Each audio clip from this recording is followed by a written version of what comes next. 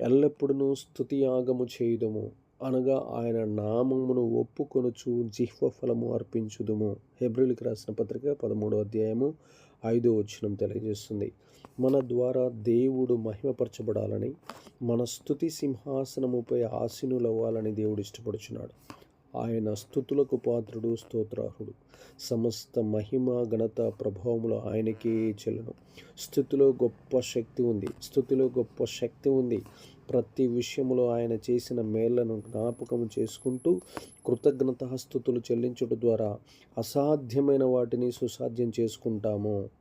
పరిశుద్ధ బైబిల్ గ్రంథంలో అనేక మంది భక్తులు స్తుతించుట ద్వారా విజయముతో పాటు ఆశీర్వాదాలు అద్భుతంగా పొందుకున్నారు.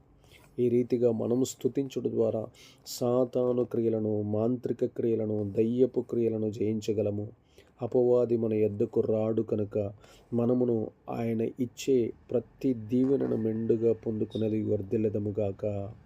ఆమేన్.